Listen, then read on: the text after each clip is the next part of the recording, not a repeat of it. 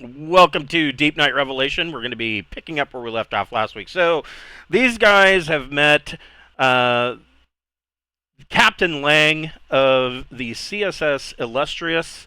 The Illustrious is an Indomitable-class cruiser for basically the pride of the Commonwealth that showed up at Tradeport, uh, loudly proclaiming to everybody that they were on a peaceful expedition or exploratory expedition of discovery, all while launching a fighter picket that certainly didn't look like an exploration cruise. But these guys had dinner with the captain, learned some information about the area, about the region that they're in, and one piece of that information, they specifically asked if there were any signs of ancient Droyne contact in the Commonwealth. And the response to that was that there are some signs like what they were describing with the pictographs and the odd plinths that are left behind, but the biggest oddity that they've run into in the Commonwealth was what they call super Droyne, and specifically, these super Droyne are on a world all by themselves. They were here when the humans showed up in the region. So when they came out of their misjump and decided to start colonizing the FSN area, these Droyne were already here, and they were already what you would call super Droyne. They are taller, a bit more muscular than regular Droyne, and most notably, they are castless. Um, the This may sound like a an upside for these Droyne, who refer to themselves as the Eynastyoi, um, which simply means children of Eyna, Eynastyusk, which is the name of their planet, and or what they've named their planet.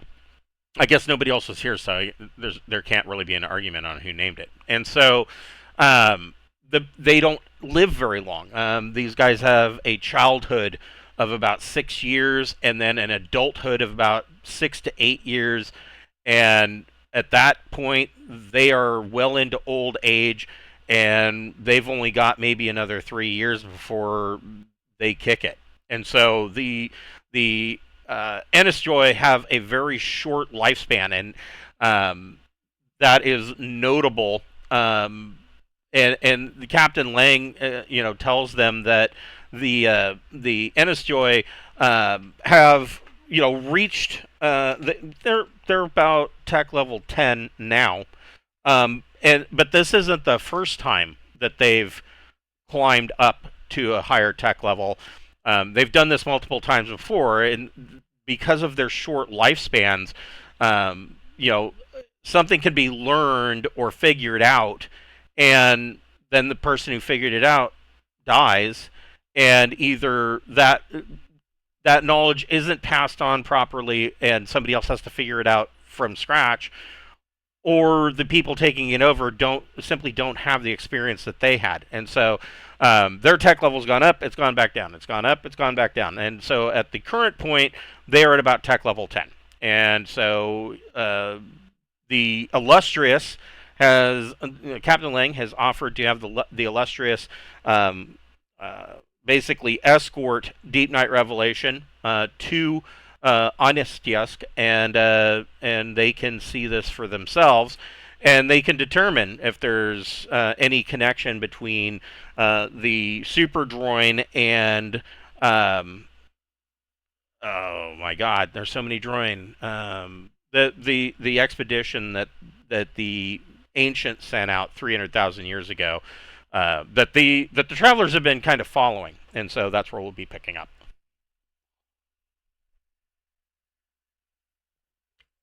Excuse me while I pop meds. Oh, so before we get started, we would like to remind everybody we do have a merch store via Zazzle. We've got hoodies and t-shirts and buttons and whiskey rocks glasses and beer steins and there's just an acre of stuff on that store, and 100% of the proceeds from that store goes back into the channel. It helps us cover costs of things like Roll20 Pro or Incarnate Pro that we sometimes use for making maps. And all of these little nitpicky subscriptions, they all gang up on us at the beginning of the month, every month. And then when they all get together, they're not so small anymore. And so if you want to help us make ends meet with our shoestring budget, go get yourself a Whiskey Rocks glass. We appreciate everything that you do for us. The Rocks glasses, I want to say that they're going for about $24.95, and our profit margin on them is really low. I think off of each one we make $1.06. So it's not a lot, but every little bit towards that big bill that comes up at the beginning of the month really helps. So you guys, so before we get to this map that's currently on the screen, and I know that we already talked about you guys last week. We ended, as we usually do, with you guys either studying or doing something else. Is there anything that you've thought of over the week that you're wanting to do in the interim, in the week of jump? I mean, I'm assuming it's a week. Actually, it's probably not. It's probably you probably had to make 2 or 3 jumps, probably 2. So you can either add another week of study, or you can be doing some other activity. You let me know. So Mel, what's Mel doing in this second week of jump? I am going to complete my 8th week of study, and then I roll something. Yes, what are you studying? Engineering life support. So we have someone who can fix the breathing stuff. Okay, so do you have engineering life support at all? No. Okay, but you have other engineering. So I do. Make an engineering. Wait, let me check. Yes, I'm driving power. Okay, so go ahead and make an engineering 0 plus education check. You want to get 8 or better. It's an average 8 plus check. There you go. Thank Christ. You now have engineering life support 1.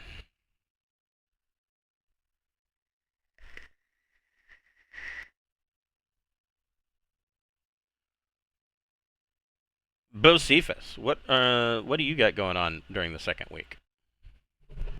I am attempting to study the biological to see if I can find weaknesses that I can exploit.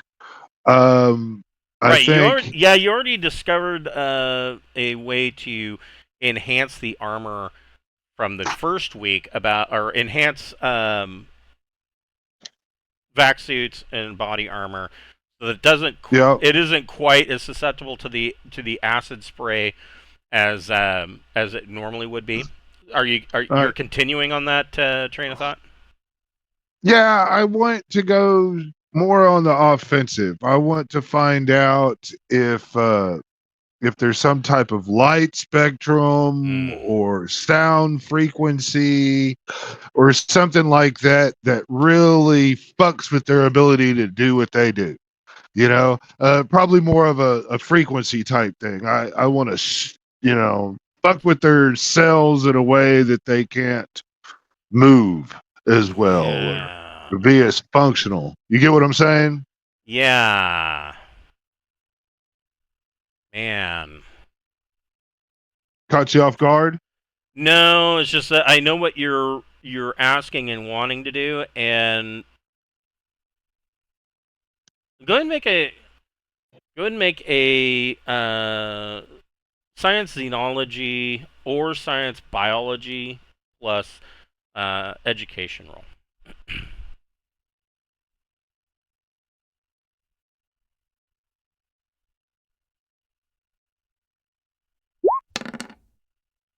Ten. So you don't really find anything that is going to be you don't find anything that is going to be specifically harmful to these guys. Every test that you run is that their biggest vulnerability is the brain case. And so what that boils down to in combat is that the brain case, it's a hard nut to crack. It has 12 hits, and it has armor plus 12, or protection plus 12. It is tough and fibrous outer casing, exactly like, a nutshell, kind of like a coconut, that fibrous hard shell. You can target it directly. You can target it directly if it is outside the host body, but hitting one within a host is more difficult. Travelers know roughly, if you know roughly where to aim. And for the ambulators, you do, because you know that they carry it in their torso down low, about where roughly the stomach area is. You also know where you found the particular brain case that you currently have for study is that this was buried in loose soil at the base of what appeared to be a tree. You don't know if this tree was an original tree that was always there, or if it grew into that from the brain case. But you know where to find it on the tree. You're not so sure about these new ones, the heavy lifters. You've seen pictures. Biological heavy lifter. Yeah, I would say that you would know where it's at. I mean, you know what to look for. Yeah, I'm guessing it's right there in the middle of the fucking thing with that swirly on. Yeah, it's that green swirly. It looks pretty much identical to the way it does on the ambulator. So you know where to aim. When it is in a host, the brain case can be targeted with a DM -4 on an attack roll. It is treated as having 1 extra point of protection for every 4 points of strength, dex, and endurance, or hits if they are used instead that the host has. So the other piece that you find out in your studies here is that yes, this brain case is their biggest vulnerability, and it doesn't seem to be all that vulnerable. But in your studies, you find that this brain case can essentially become anything. So there isn't a different brain case that is used for ambulators than what is used for heavy lifters, or being buried at the base of this tree, or theoretically being stuck into one of these biological living starships. They're all the same. And it basically can become whatever it is plugged into. Okay. And I mean, from That's the disturbing evolutionary adaptation. Yes, right. From the observation that you've made in your lab, it also appears that this thing can, in a limited fashion, merge with existing life. Not necessarily something, not necessarily higher life forms like people or animals, but most certainly with plant life. It definitely seems that these brain cases with their tendrils that come out can kind of merge with local plant life and kind of hijack it and make it grow in ways that it wasn't originally designed to do, and do things that the plant normally would never have done, such as growing those gigantic, what looked like huge pea pods that were seed spitters, and they would just shoot out these bone-like shards. That was your first encounter with them. That's one such thing, and it had basically mutated this plant and told it to grow these, and it just did. As to what I mean, at this point, you are now at the point of study in that the major question then comes into mind: what happens to the original plant? For instance, when you removed the brain case, does the original plant go back to just being whatever it was, or does it die? Because what you witnessed was that all the pods kind of died and kind Yeah. of withered. But you didn't stick around long enough to do any more research on the subject. So there is that Mhm. question too. Okay. So that's about as much as you get out of that. What is Sarda doing? You're muted. So we did 1 week of the jump already. So this is the second week. Correct. Honestly, during this time, I'm probably splitting the difference and spending a lot of time monitoring the new warp engines, the new jump engines. Okay. Then Because make a.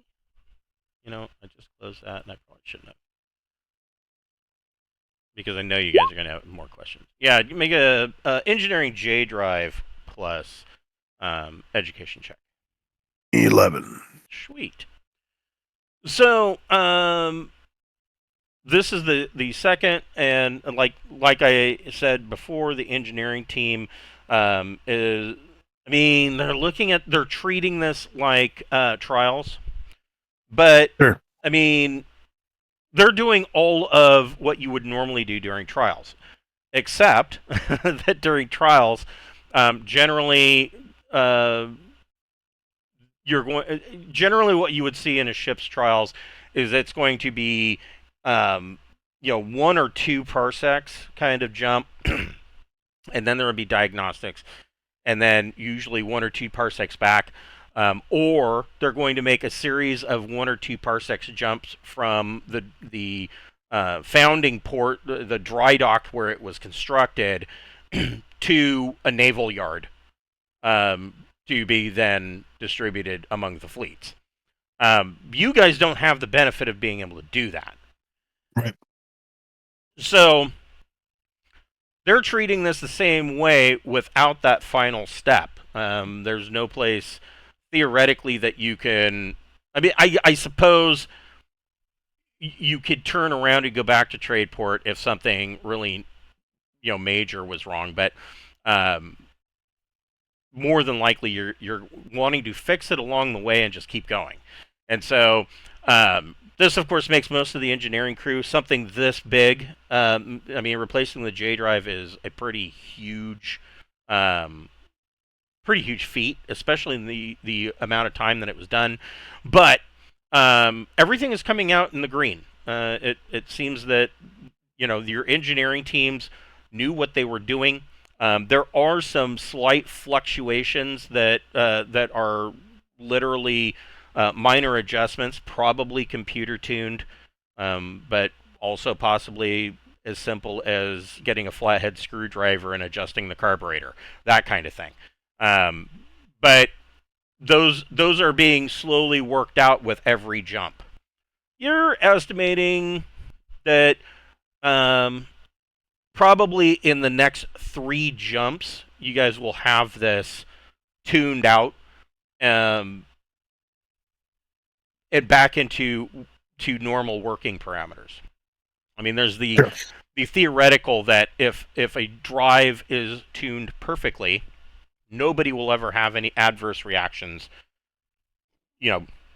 Dizziness, headaches, nosebleeds, nausea. Whenever the ship goes in the jump. If it's perfectly tuned, that would never happen. And that looks fantastic on paper. There's never been a jump drive ever that matched those specifications.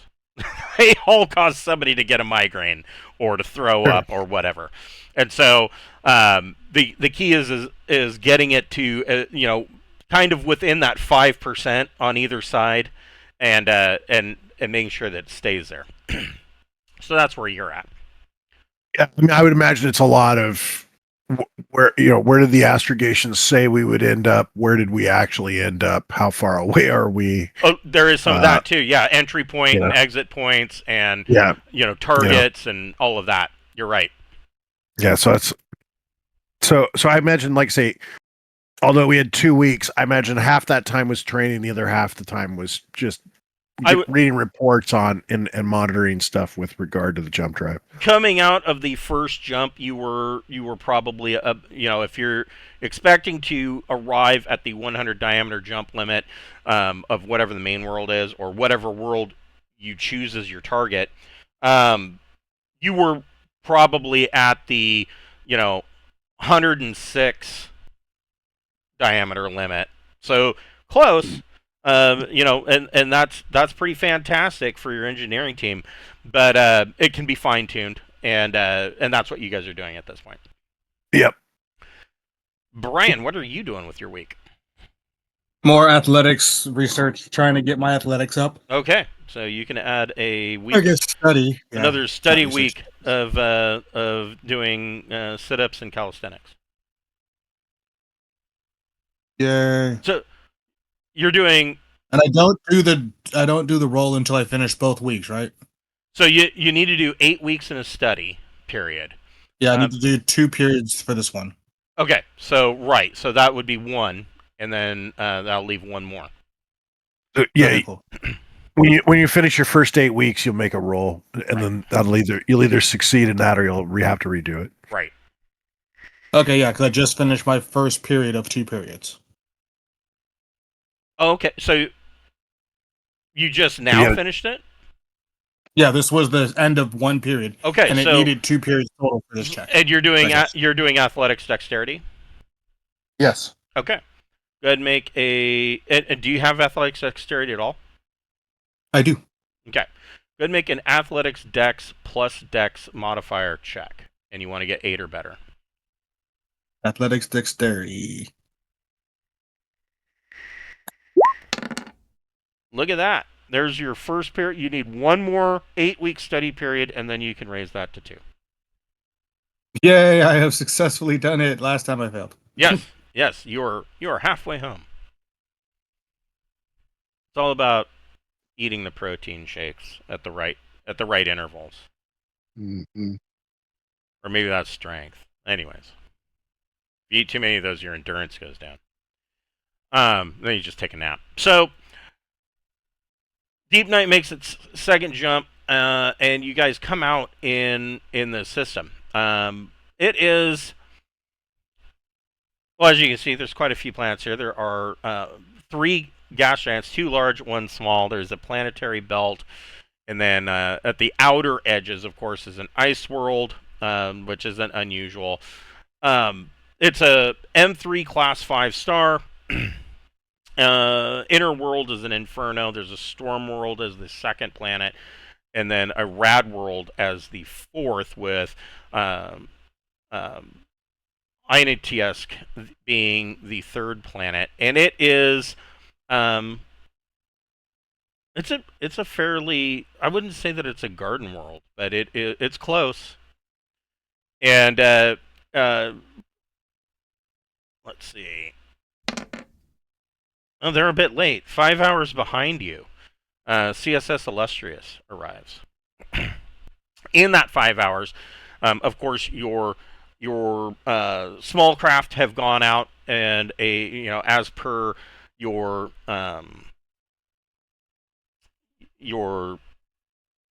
policies, they have gone out and extended Deep Night's sensor range, launched probes, done the whole 9 yards, and have come back with a little bit more information about the main world. And this system is not without traffic. There are a number of ships that are coming out in and out, and those vessels, I don't think I have a picture of just the ship. They're very odd looking.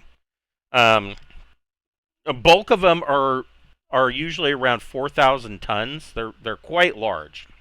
And they consist of a spherical or semi-spherical ovoid in the middle, with 4 smaller ovoids on I was going to say corners, but an ovoid doesn't have corners. If it was a box, there would be these 4 smaller ovoids. And you've actually also witnessed in the system that that occasionally these smaller ovoids can separate from the large main section and act independently, though it is quite apparent to you that they're not capable of jumping. The crew does witness them reattaching before one of these ships makes a jump. In addition to that, you're seeing some other vessels that are similar but not quite.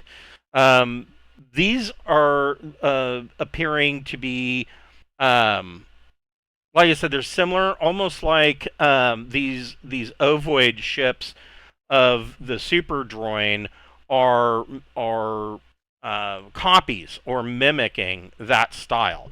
And these other vessels that are in system appear to be just trade craft, and they are pinging as what is their name? They're pinging as a nation called the Dual Alliance.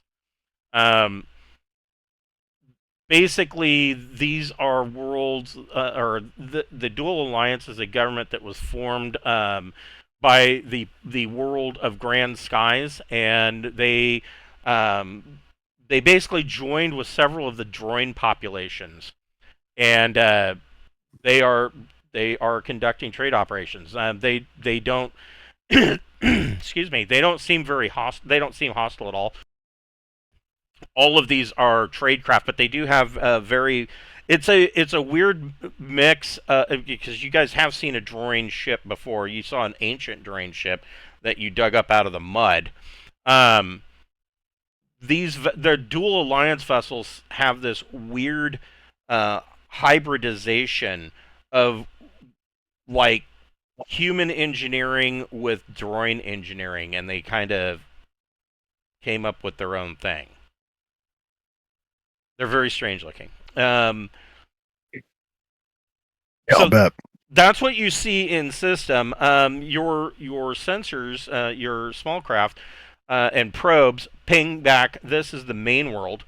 There is about 600,000 Super Droyne living on this planet in various cities across one of the northern central reaches of one of the continents, and they do have a Class C starport.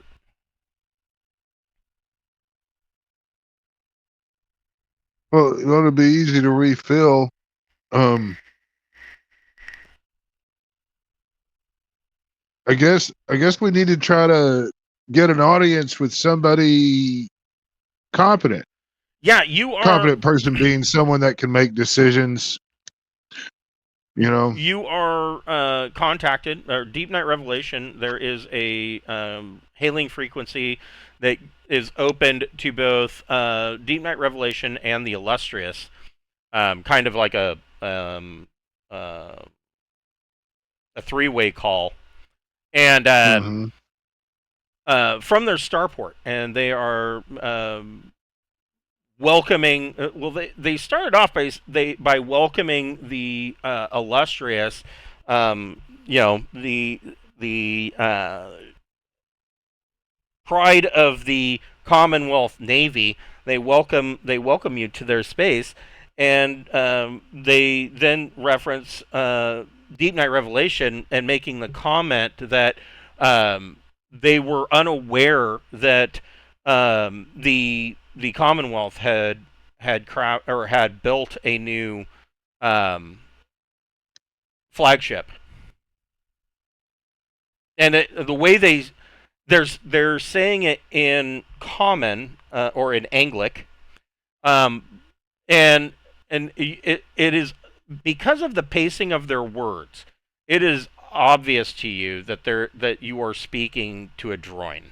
They have a certain way of phrasing and going through their words and thinking before speaking that kind of leads you to believe that this is a Droyne on the other end. It's radio only. There's no video communications, and you detect that there's a little slight tinge of hesitancy when they bring up Revelation. Why is that? Well, ask him why. Why? Why are you so standoffish of us? They immediately come back. They say, well, much apologies, but we're not sure if our sensors are perhaps maladjusted. We're not sure why the Commonwealth would send a 75,000-ton warship to our small world. We're not from the Commonwealth. We are from the Imperium. We have traveled very far to get here. We're continuing through your system. We've been following ancient Droyne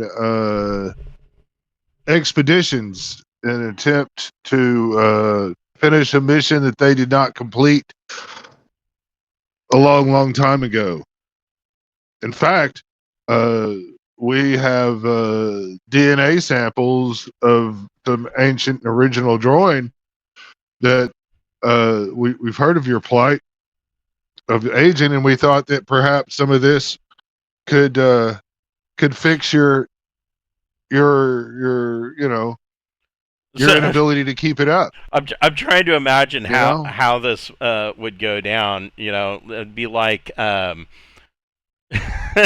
it would be like the president of Japan coming in and telling. Well, it would be like the president of Japan flying in and radioing the comm tower at the airport and telling this guy, "Hey, we're here to solve all your problems. We've got DNA samples." And the guy's like, "I don't know shit about DNA. If you want to land, though, I can give you a parking spot. I'm a valet essentially, but well, even that guy though would know that he would pass it on. Yes, I need to get and so if there was a government entity or something that really kind of needed to be alerted of our presence, right, or what we're talking about, those things should be triggered now, I would think. Right. So. Yes. And so, he there's a pause, and he comes back and lets you know that they would be very interested in hearing everything that you have to say and learning more about this Imperium and your long journey. And so they obviously Revelation isn't going to dock. But they give you landing coordinates and a docking bay to land at their starport, which their star town actually is the capital city. Oh, that's wonderful. Now, I've got to ask before we land, just between me and you, Guy, is my pilot likes to do interspecies relationships as we come to port, and I'm curious on how that might be received. So, I mean, Droyne are kind of a cross between lizards and birds. The question really comes in if they have parts or if it's just a cloaca. I'm not sure how they work. I don't think any of the books go into that. There's something I want quite is I'm looking for an interspecies pleasure phantasma. Wow. Actually, of all the games to go into the details of the biology of various mobs, I'm guessing Traveler does it. It should, but no, they usually stop right at that line, and it's up to the referee. Like, God damn it! Now I got to map out the cloaca of a Droyne. Yeah, I don't know. What your character is watching on your 3D porn goggles? Right. Yes. It's up to you. Yeah. Right. Yeah. No. Everybody on the bridge right now is looking at Pappy like, what? Yeah. Yeah. Right. So they give you a. Don't yuck my thumb. They give you a docking berth, and as diplomatic representatives of another, of a distant part of the galaxy, there will be no docking fees. You have diplomatic rights. They do have. He does go, over. He says that they do have a non-violent society. What this means, Mm. I mean, it's not exceedingly nonviolent. I think we're going to check us for fruits and vegetables. Yeah, yeah, yes. Are you bringing any oranges? Yes, are you bringing any oranges with you? They have banned. They do have a law level of 5, which means personal concealable weapons are banned and mesh armor is banned. Wow. You know, obviously no weapons of mass destruction, battle dress. It's basically you Sure. go from everything before law level 5 is all banned. It's like which essentially means. Diplo I vests. don't get to use my normal show up with the bodyguard vibe. Yeah, more I'm or gonna lie less. my ass off and say that I can't breathe the atmosphere and show up in my. Show up in your HEV. Yeah. It would be lightest. Poison gas, explosives, undetectable weapons, WND, portable energy and laser weapons, military weapons, light assault weapons, submachine guns, personal concealable weapons. Armor is battle dress, combat armor, flak, cloth, and mesh. A Diplo vest wouldn't really count. I want to say that a Diplo vest though is kind Diplo of vest. mesh. It pretty much works wherever. It's only 1 point of armor. Yeah, it's very little vest. armor. It's not a big deal. And I mean, whether or not you want to carry a concealed weapon is entirely up to you. Most body pistols they're going to give you, or they are a -4 to weapon scanners, not including the separation of tech level. So these guys are tech level 10. If you've got a tech level 13 body pistol that you're carrying, or a small concealable weapon, then it's like TL 14. You're talking about an additional +3 or +4 on top of that. So, I mean, you could probably walk in there and they wouldn't even know that you got it. However, as the rest of you, I think only Mel's the one that usually carries a concealed weapon. Yes, I do. But let's see, what is the... Now I'm curious. I bet it's like TL 14, but... Let's see.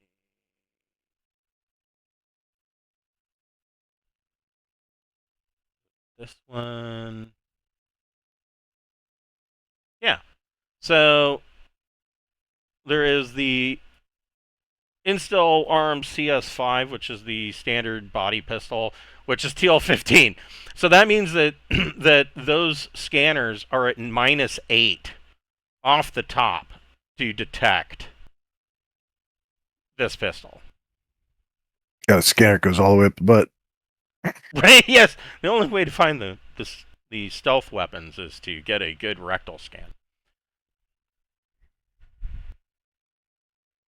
I want to know if Chirpy's interested in coming and visiting this Droyne planet.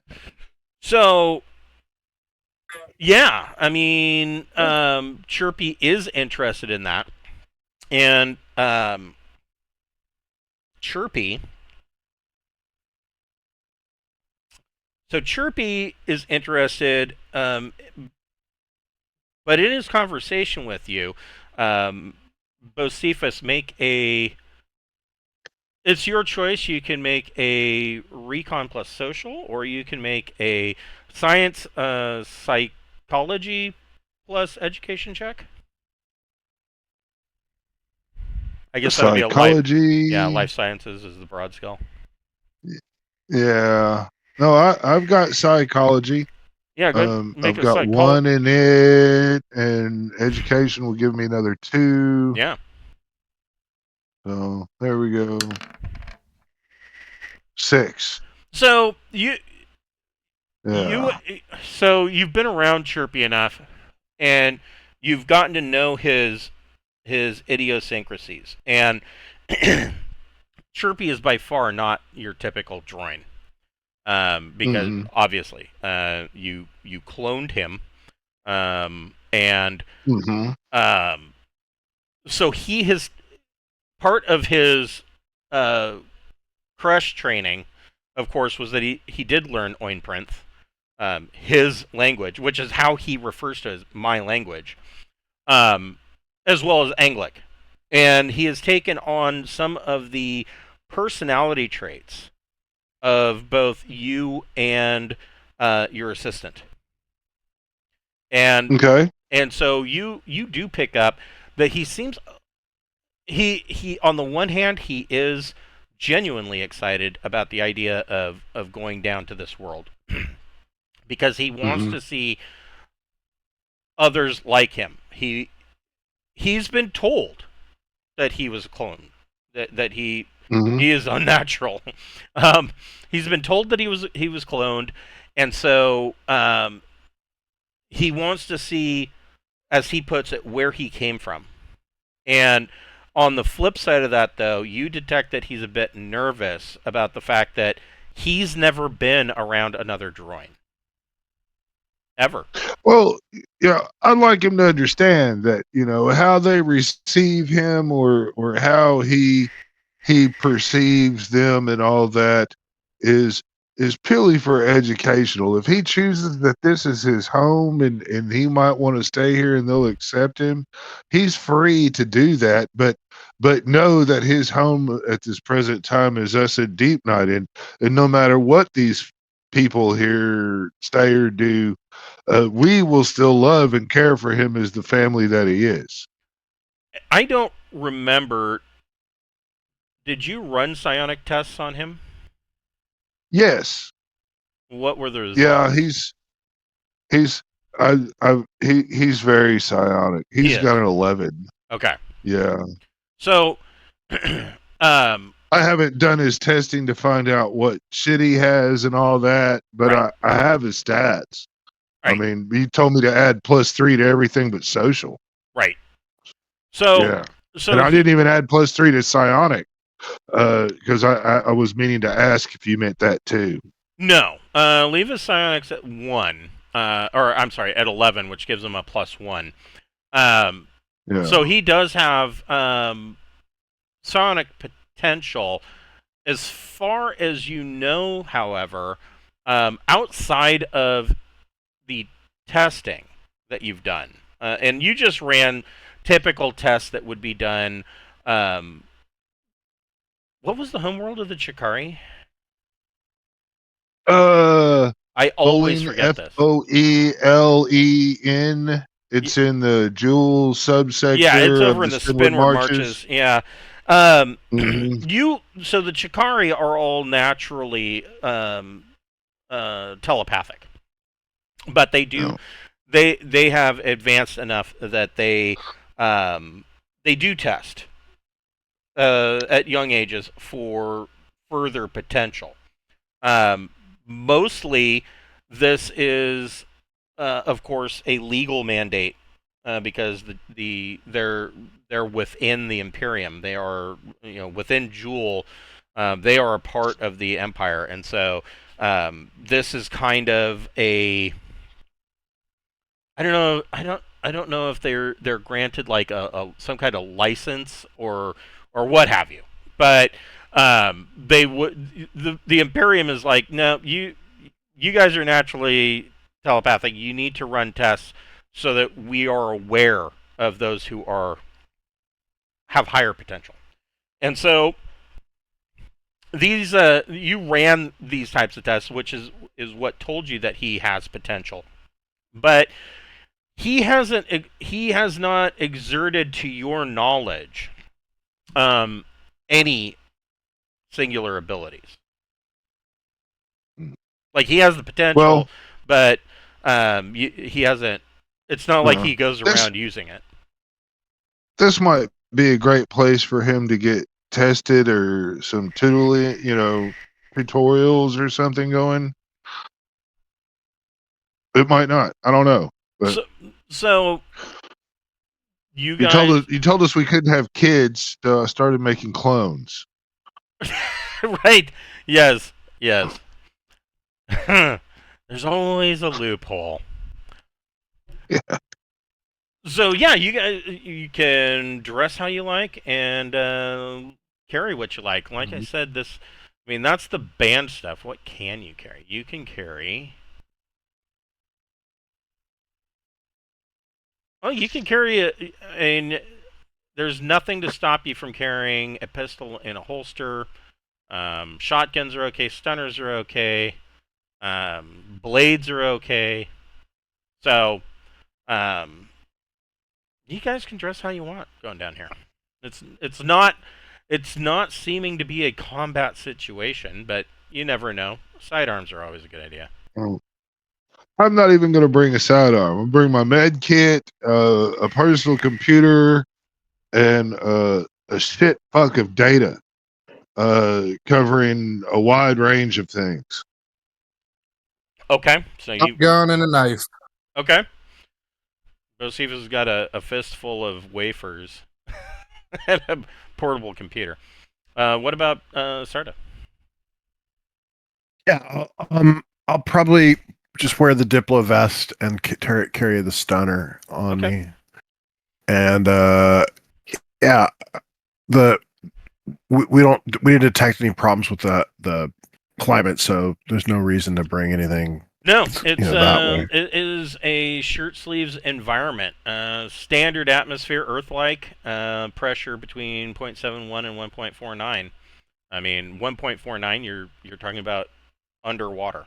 So, or in a deep cave somewhere that's underwater. So, gravity's a comfortable 0.89. So you can expect to have a little bounce in your step.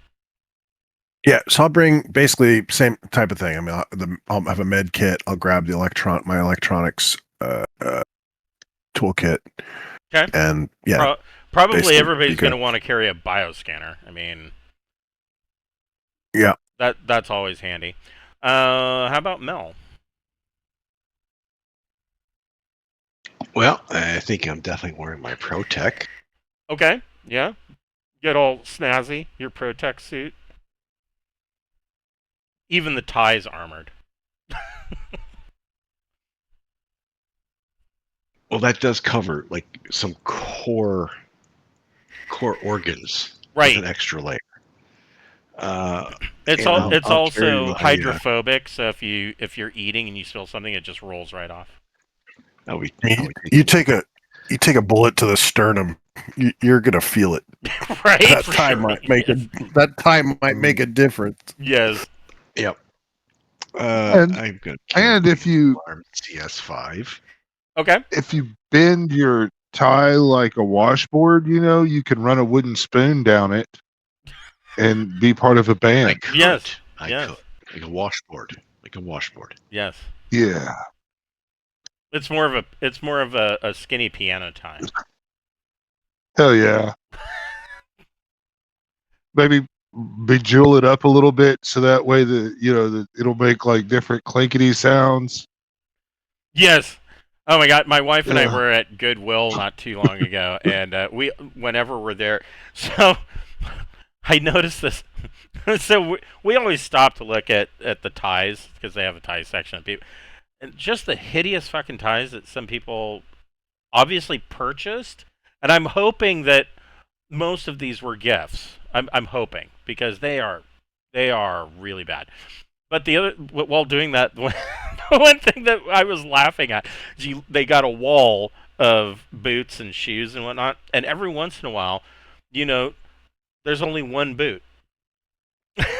So I was joking with my wife, I'm like, that's why I like going to Goodwill, because I can look up on the wall and be like, oh, thank God, there's a right rubber boot that will match the left one because I lost the right one in a strange event while camping, or there's one left foot ski boot, thank God, because I lost the other one in a tragic accident. Like, there's only one. Why would you guys even put that out for sale? But whatever. Like, you guys do you. I'm sure somebody will buy them, which leads to even more questions, but whatever. So, what ship are you taking? Are you taking Destinex? Are you taking one of the small? I mean, you're just going from orbit down to the port. You can take a launch. You could take a ship's boat, a pinnace. Pappy picks all that shit. He's driving. Yeah, what are you driving, Pappy? Pinnace. Pinnace? All right. So, small craft. It's just us. We're not bringing along any compliment, right? True. Uh, uh, it's not the size of your ship; it's what you do with it. Right. That's why it doesn't matter what ship we take. All right. So, Pappy, go ahead Fly and anything. bring up a. Hold on here. Go ahead and make a piloting small craft plus dex check.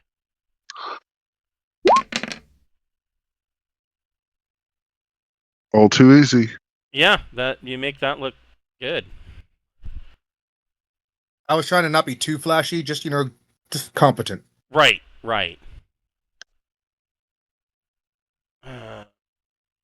They're already wary of our big ship, Right. What is? Oh, sensor station. There's 2 sensor stations. Wow, the Pinnace is really on it. We like to know what we're going into. I assume Sarda wants a sensor station. Is that Yes. accurate? Bocephus or Mel? No. Mel's got that education. That's true. That is So true. he's trying to do comms. Yeah. He thinks he's so smart. Yeah, No, just credentialed. There's a difference. right. Yes. Fair. He's just really good actor, and he printed off a bunch of fucking shit. I graduated from welding Votech school. Yes. Graduated from med school, and he's just really an excellent bullshitter. It's one of all those. Look at the guy in suits. It's one of those Yeah. online degrees that have completely unlikely mixes of education. Like, oh, well, I've got a doctorate in dental sciences. I minored in bartending. It's like, what? Yeah. Like, okay. I minored in mixology. So, Had to pay him worth in school somehow. yes, right. yes. Massage therapy school. Hey, Yeah. So, you said it, not me. Pappy makes it look easy. He launches the Pinnace from the Deepnight Revelation and brings you down through the atmosphere and down to this starport. I wouldn't say that. I mean, this is a Class C starport. I wouldn't necessarily say that it is bustling, but there is. This is a pretty major city. I mean, there's probably a good 20,000. Just from flying overhead, you can look at the city and estimate that there's probably 20 to 25,000 people living in the star town around the port. With the Class C starport, you do see a number of small dual alliance ships, as well as these strange ovoid craft of the super droids that are coming and going. It's a typical airport in a small city.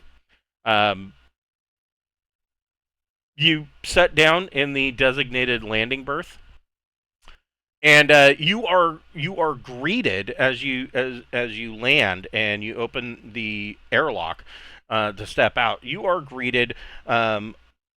Coming down a long walkway of the starport, you are greeted by some of these. They're all Droyne, of course. There are 2 Droyne that appear to be in. They are wearing armor and they're carrying what appear to be like not necessarily spears, but they appear to be like lances of some kind. And the immediate thought that comes to you, I mean, you guys are from Charted Space. Droyne are not unusual. They appear to be wearing some kind of ceremonial armor. Like this is a honor guard kind of situation. And there are 2 Droyne that come up wearing loose-fitting robes. But looking around, as is typical for Droyne, most of them aren't wearing a whole lot. Like, I mean, that's kind of typical, but you, all of you, I mean, having seen actual Droyne, these guys look more like Chirpy does than they do regular Droyne. They are quite a bit taller,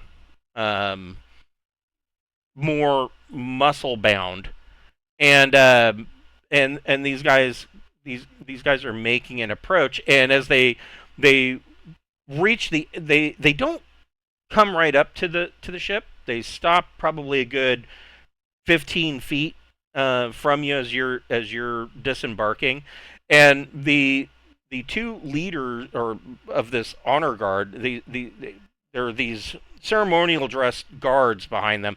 The two leaders in the loose flowing robes, they kind of make a bowing movement and then hold up their hands, like their clawed hands, in a circular motion, and say, welcome to Eynastyusk. Thank you. Thank you for hospitality. Yeah, you are very really welcome. happy to be here. You are very welcome. We are most excited to hear about your journeys. You guys also notice that there is a small ship's boat or a launch that's coming from Illustrious, is setting down in another docking bay not too far from here. Excellent. We're going to rendezvous with the folks from the Illustrious, and I'm sure we'll we'll have an opportunity, I'm sure, to talk to folks here. Okay, yeah. So they kind of the one that's doing most of the talking. Everybody make a Recon plus intellect check.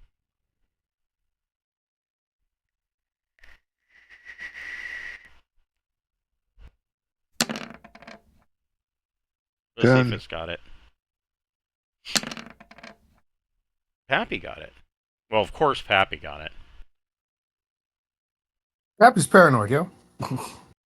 And Mel got it. So Sarda, you're having a bit of a hard time. Their voices, the tonation of their voices and the timbre sounds very similar. Pappy, Mel, and Bocephus, you can tell that the one doing all the talking, the super droid that's doing all the talking at the head of this honor guard, is a female. And the other next to her, who appears to be maybe an inch shorter than she is, appears to be male.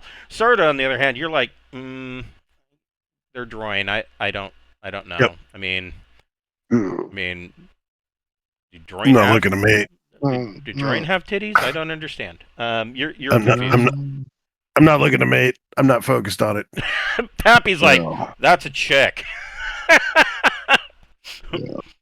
Hey girl, how you doing? Right? Yes.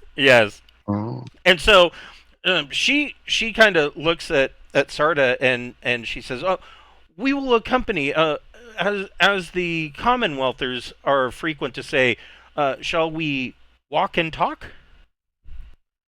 And she kind That of sounds lovely. leads the way. Are you having Chirpy come out with you guys, or? He's coming. He's Okay. part of the delegation. I will make sure that he has several Journey albums downloaded on his little device. Yes, he's listening. Well, they wanted to hear about our journeys. Yeah, so Yes. we'll He's maybe listening start to- with "Don't Stop Believing." Yes. and call everybody dog. Right.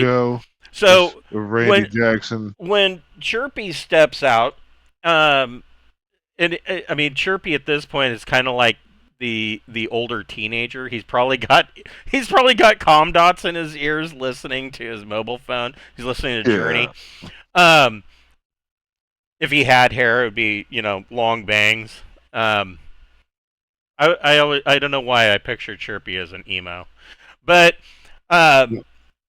so the male turns and looks. He has a dolphin for a dad, so come on. No, that's true. That's true. Yeah. The male of the Super Droyne delegation kind of pats the female on the shoulder, and he motions to Chirpy, and the male says, "It seems that they have one of our kind with them."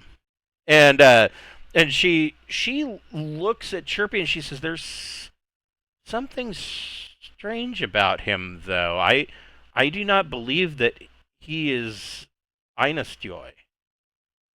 And she says, "Excuse me,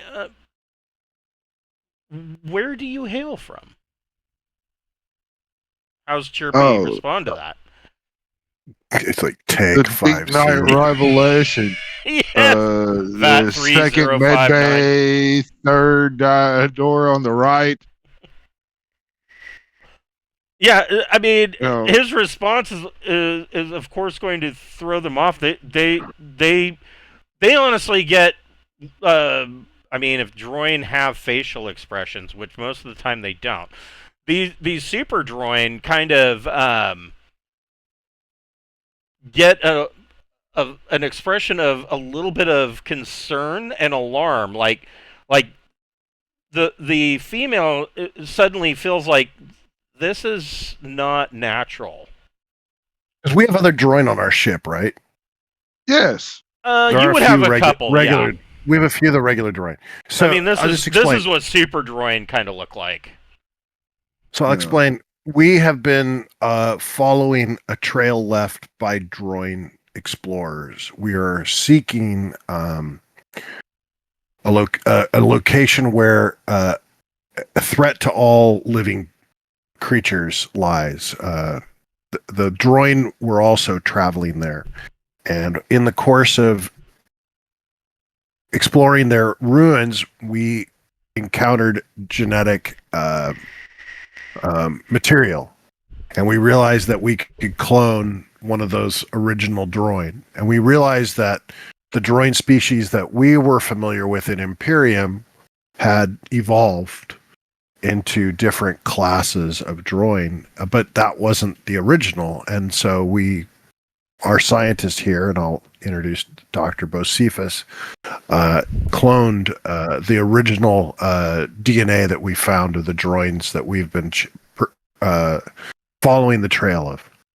So completely straight-faced, without any kind of facial expression, she says, "So, you're grave robbers." And then when you guys kind of look at her, she, with a pause, she goes, I'm sorry, that was a joke." She says, "No, I understand." She says, "We ourselves have not developed cloning technology, but we are aware of its capabilities." And she, as you guys are walking through the passages of the starport towards the docking space for the launch from Illustrious, she says, "So you say that you are following this ancient passage of Droyne towards some great threat. Can you explain?" She says, "I'm very interested in hearing about these ancient Droyne, but I feel like I should ask you more about this great threat first. Are we in threat danger?" is hypothetically yes, but I mean the danger level is probably infinitesimal. It's not. Right, that's infinitesimal means it occasionally happens. So that's yes, it's always a possibility. So it is a fungus, or it's a sentient fungus that consumes all biomass. It will devour an entire planet bare until all that's left is itself, and then it will die off, leaving the world completely barren. And we've encountered it on several occasions, and we have fought it off, burned it out, where we've discovered it. And it looks as if the Droyne also discovered this years and years before us, centuries before us. And they left relics describing this, and we've encountered several of them. We'd be happy to show you the route we've taken and the Droyne sites that we have visited. and show you what we discovered along the way. So to show you. She point blank comes out and says, she says that the Eynastyoi have lost much of our history. We don't specifically know where we came from. We don't know. We know that we are. We know that we are related to Droyne.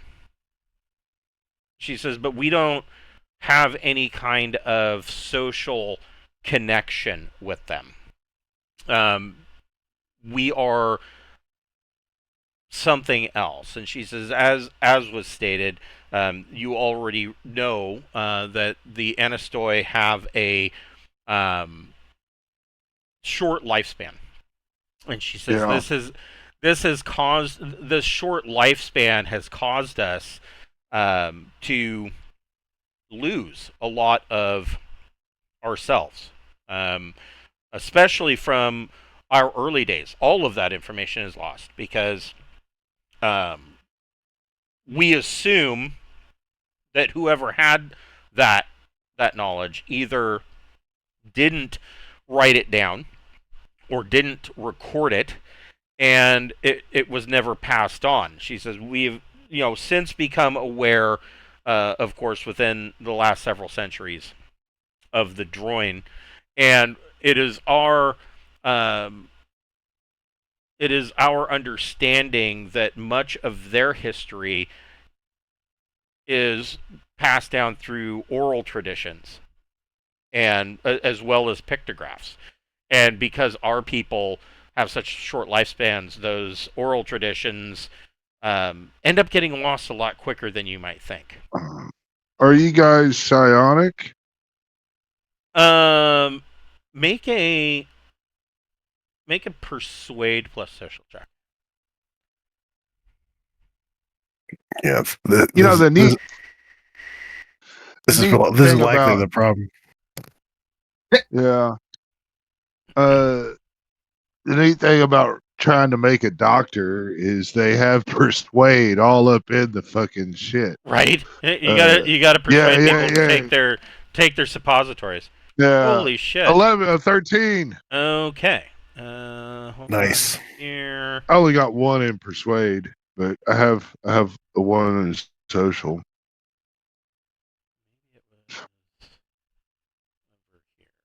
One DM, not one score.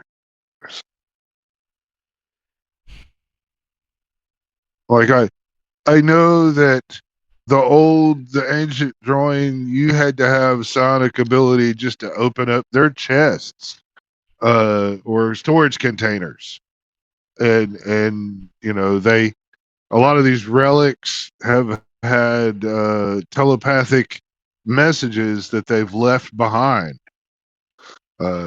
Chirpy here has a psionic ability, but he's yet to bring it forth in fruit. He has the potential, but right. He's not exhibited that main character energy yet.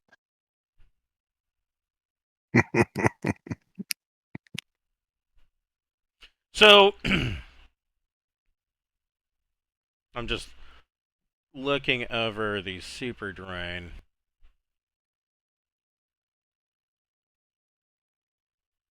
Okay. So she answers honestly. She, when you ask if the Eynastyoi are psionic, she ponders it for a moment, and she's looking at you with those big black eyes. And she kind of cocks her head a bit, and she says, "It has been our understanding that the Eynastyoi have similar psionic potential as regular Droyne." Okay. She says the difference being that it seems to be less pronounced in our society because we are casteless. We don't our people do not go through the casting ritual, and because of that, some of that psionic potential perhaps is lost or is not determined. She says we have a lot of scholars that study it. The small brainy ones tend to be the psionics.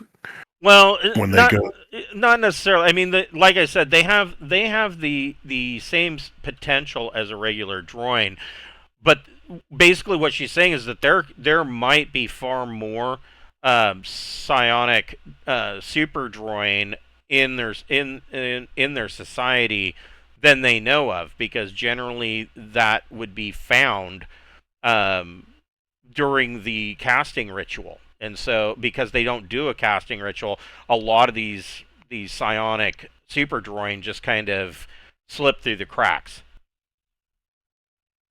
You might want to test for that. You might want to test for that, because I know that the relics that we have found, the monuments we have found, were sculpted beautifully, but they also had psionic resonance, psionic messages that could be perceived through psionic abilities. Dr. Bocephus here is highly trained as a psionicist. And she turns to Bocephus and she says, "Oh, another doctor. I am also what your people would consider a doctor. We don't use the same name in Oinprinth, but I am one of the educated classes." And she brings up, everything that you've told her about the Deep Night entity, and she says that does sound like a vastly dangerous organism. She says, but we have a video presentation that kind of breaks it down really well. If you'd like to take a few minutes to watch that's probably way beneath her intellect level. But she does say, she says that she... But it has charts and graphs. It has charts and graphs, right. And animated portions, It's got a pie chart. This is the danger of the Deep Night Revelation. Yeah. This is also the danger of Deep Night Revelation, but in yellow. It looks like the Miss Minutes little thing in Loki. The little animated. Yes. You've deviated from the timeline. Yes. She says shows the algae, and then big flames coming out of guns burn back. Right. Yes. Oh, animated. She says that she says if it is, you mentioned that it can be transmitted by asteroids or other detritus in space.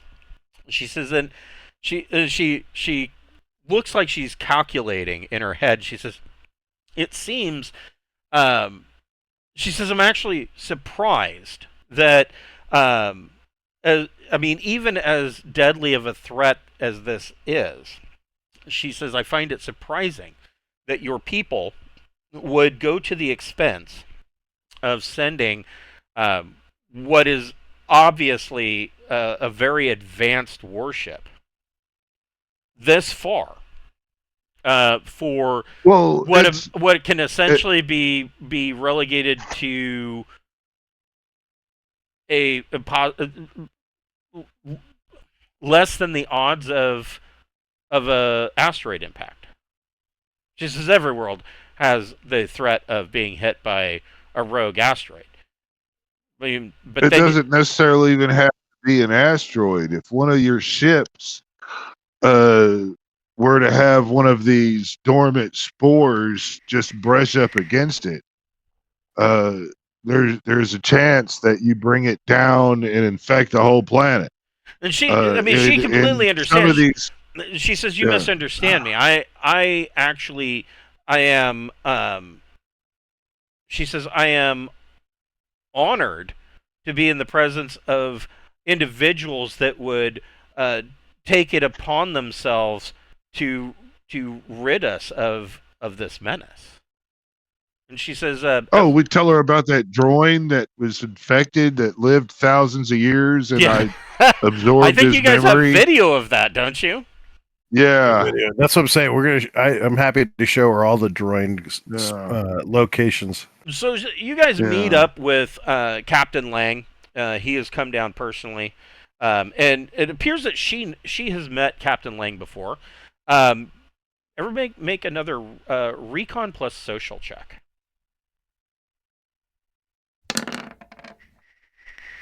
11.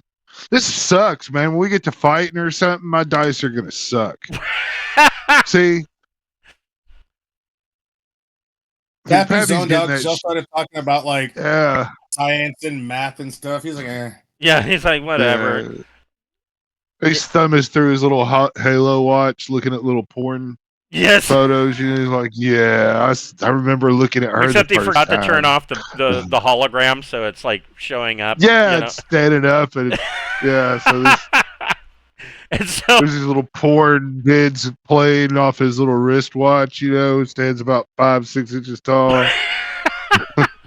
Sarda and I'm an anthropologist. I'm studying.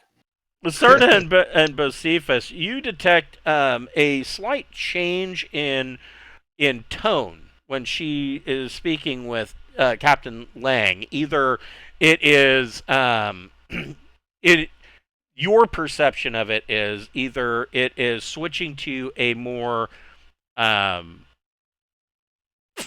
guess you could say like a professional attitude, or perhaps it is a coldness, like perhaps she doesn't really like him that much.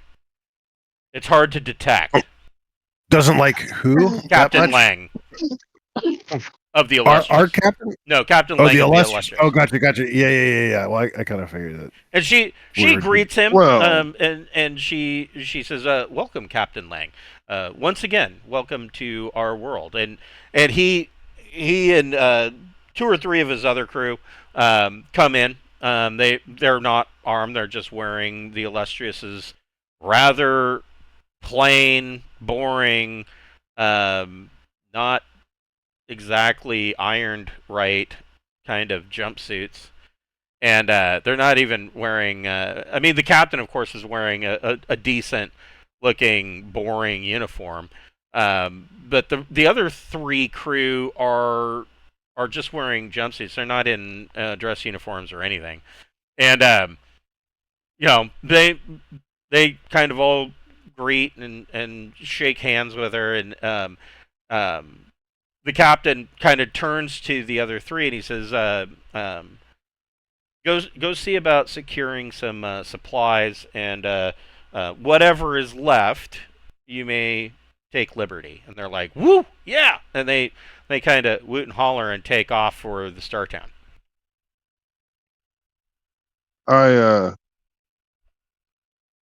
I want to send a mind link to the good joint doctor here. Okay. I literally can't fuck this up. It's an easy 4 roll, you know. Mm-hmm. Just to try to communicate with her telepathically to see if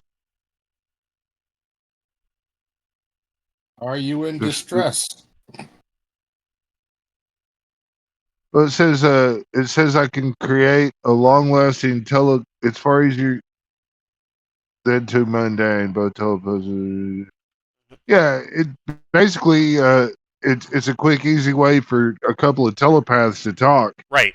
But if Yeah, one of them is not, Yeah, it's an easy it 4 doesn't plus. really. The only, Yeah. I mean, you still need to make a check because Okay. Yeah, I'll because give it a she could bounce it. Now with a 9, Yeah. the 9, she knows she knows that you're knocking on her mental door, and she accepts the mind link. And what are you saying? I'm asking her why the change in tone with this guy here. Do you not trust him, or is something we've just met him, and She tells you that the Eynastyoi have a very good relationship with the Dual Alliance. It is, in fact, it is the Dual Alliance. It is because of them that we have advanced to the level of technology that you find here today. We have modeled. But you were so much more advanced before. Not really. So, like I said, because of their short lives, their tech levels go up and down. This last time, we're talking probably a couple hundred years. They dipped down to essentially below tech level 4, but they discovered a crashed Dual Alliance ship. And so the discovery of that ship led to vast advances very quickly for them. And they kind of learned what she even admits through this mind link, a bad habit of seeking out technology of others in order to raise our own. And she says that it was pure luck that the Dual Alliance arrived seeking their crashed ship, and they were as friendly to us as they were, because it could have gone so much worse. if they were like, for instance, the Empire of Inveus, our entire planet may have been enslaved, but they weren't. The Dual Alliance isn't. They are. The people that I have dealt with seem like a good people, and because of them, the Eynastyoi have reached tech level 10, which is the highest that they've been in quite some time. But because of that taste, the Eynastyoi have now developed this desire and need to either trade with higher tech civilizations for their technology, often just so that they can try to backward engineer it in order to advance their own culture, or to request assistance from higher tech civilizations for that. She does tell you through the mind link, and she tells you that she apologizes for not wanting to say this out loud, but to tell your other crewmates. But she says that this is something of a highly sensitive topic among the Eynastyoi. We may have discovered a world that may hold keys to the Droyne that you are following. We should have a conversation in a more secure environment in the near future, and then Bocephus will hold up his finger and contact the Deepnight Revelation. Okay. The science team that's been studying that Droyne ship all these many times. I would like copies of everything for a couple of sessions. 10 or 15 sessions. I'd like them to compile everything that they've learned and all of that through that. I'd like them to compile it and if she's send it to me so I can give it to her.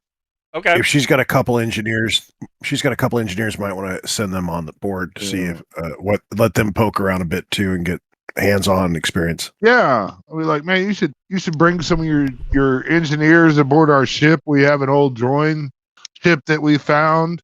It's where the primordial soup, if you will, was that we got our friend Chirpy here, and he's been an excellent addition to our existence. The other thing that she tells you through the mind link is that she finds Chirpy's existence to be interesting. And the reason that she says that, and she says, I'm assuming that the cloning was done by you.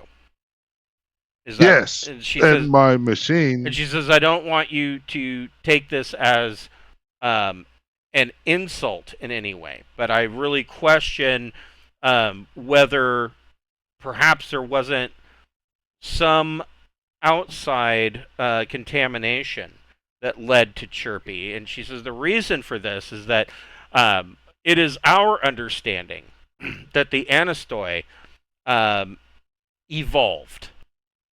And we believe, and she says we have no historical reference to confirm this, but it is our scientific belief that the Eynastyoi started as regular Droyne, and that we evolved past the casting system. She says part of that evolution, because we do not do the casting ritual over many over hundreds of generations, has led to the Eynastyoi having a shorter lifespan than regular Droyne. She says, so if you found Chirpy and you cloned him from ancient DNA, she says, it would be theoretically impossible for him to be Eynastyoi. And yet, here he stands. He looks just like them. He's the same height. He's the same muscular build. He's probably a head or two taller than a standard Droyne. And yet you cloned him from DNA that you found theoretically from an ancient ship. She wonders if perhaps the ship that you found may not have been perhaps ancient, and perhaps it was it might have been from the original colony ship that brought us here. She's unsure. We have the ship on board ours. Yeah, we have the ship. Yeah, she would absolutely love to look over any data and perhaps send a crew up to Revelation to look it over. I'd like to take some DNA samples if I could to my lab. You guys can join me. I would like, while we're here, I'd like to see if I could perhaps shed some light on your problem with aging and everything we discussed. I mean, it is my theory that the ancients, who we know very little about, manipulated many creatures and their DNA, and what I'm afraid of is that you, in your wonderful capabilities, had some perhaps restrictions encoded into your basic DNA, so that way you would have a shelf life, if you will. We've got lots of evidence that we've discovered that the Droyne and the ones that we were following, they're far more advanced than even us. And at Tyrell Corporation, we refer to our Droyne as more human than human.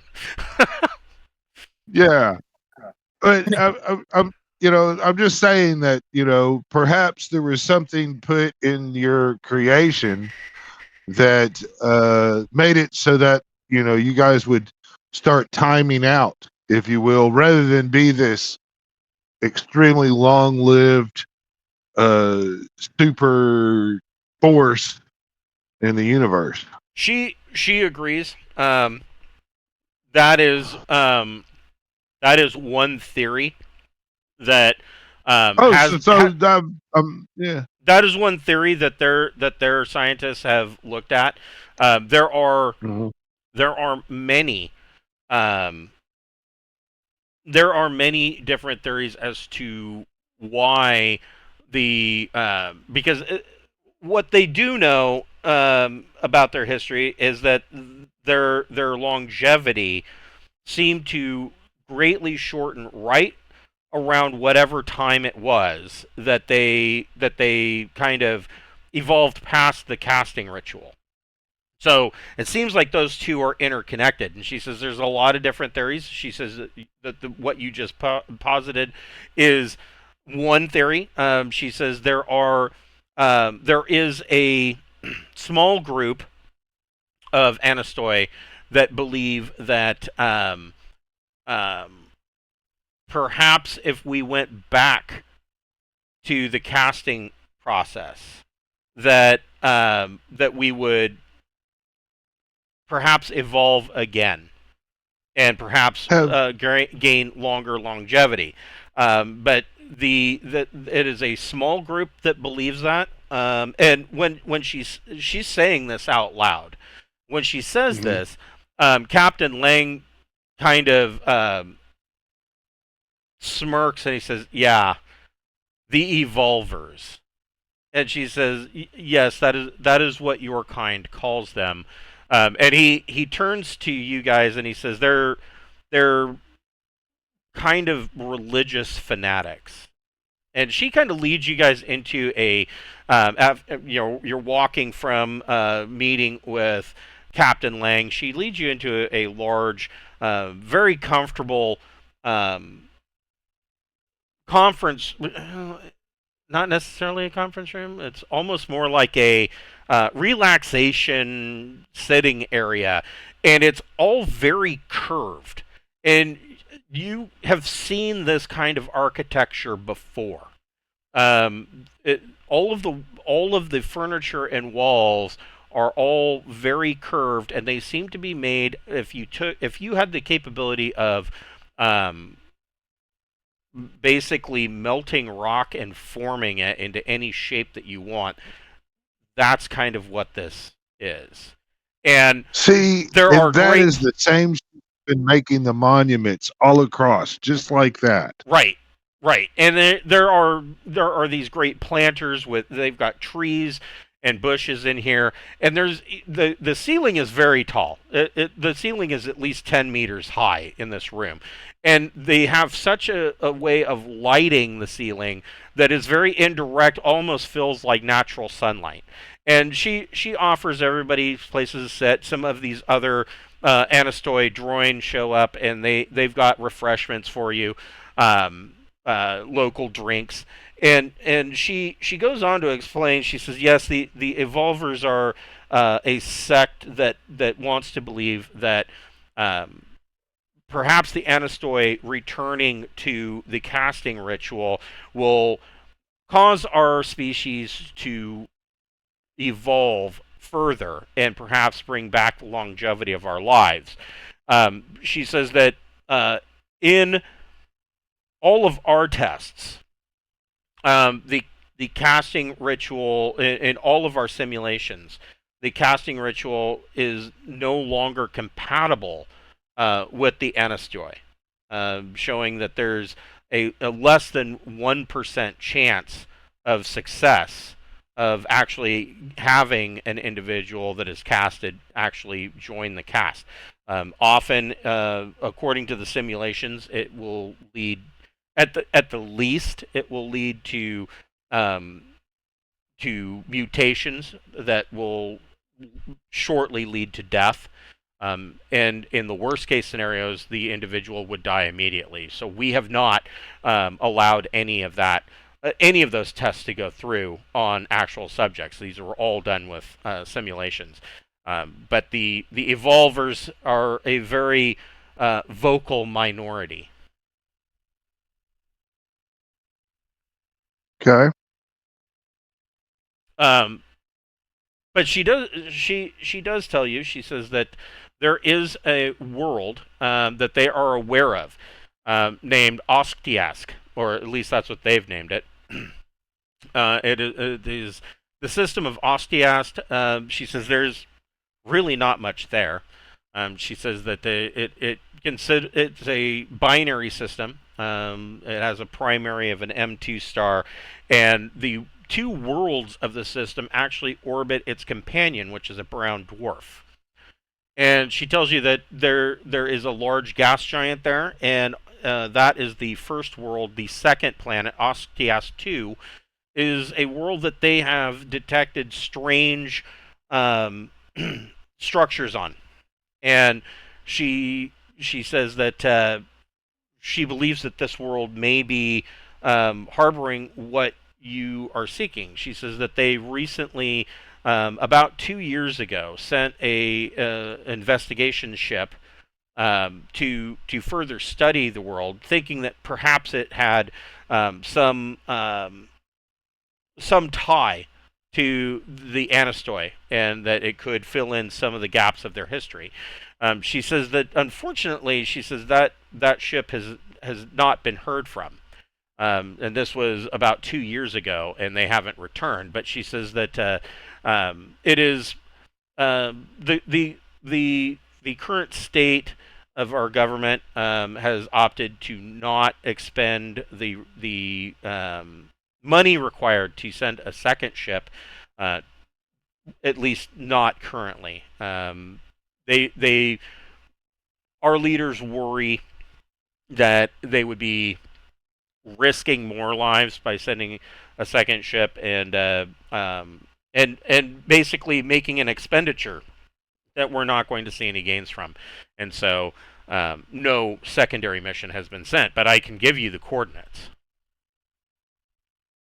We definitely want the coordinates. Yeah. So she transfers data over to your guys' mobile comms and portable computers, and it shows that the Eynastyusk system is 2 parsecs from here, so it's not far. I mean, it's half of a jump for Revelation. Yeah. Well, it seems to be like a place I'm interested in going. She tells you in your mind link, Bocephus, that she and Captain Lang have a professional relationship, but because of their friendship with because of the Eynastyui's friendship with the Dual Alliance, that there are sometimes some ruffled feathers between the Eynastyui and the Commonwealth. And the Commonwealth doesn't really recognize the Dual Alliance as a true government, because it is based off of one world, the world of Grand Sky, and several Droyne colonies within a 4 parsec diameter. And so the Commonwealth doesn't really recognize them, and still believes that they are citizens of the Commonwealth. And there's been no formal declaration of secession or anything like that, but the Dual Alliance very much acts as their own government, and this sometimes is an irritant between Captain Lang and members of the Eynastyui governmental body. And she says he's basically, they try to be your boss when they're not really your boss. Yes, and she says that knowing that that Lang is escorting you through the Commonwealth on your mission gives her some comfort, because she says that in other times Lang is a hammer, and that makes every issue a nail. Well, and this is nails tend to not get hit when they can hit back, and you should note that this is very similar to what Captain Michaela Clayton told you. Yeah. Because remember, maybe this Clayton and Lang, he's the one that claimed. Didn't he say that the other people were the ones who saw everything as nails and they were hammers? Yes. Yeah. But I tend to. I kind of want to trust the Droyne more. I mean, than Lang. I mean, and then now we've got 2 references to maybe.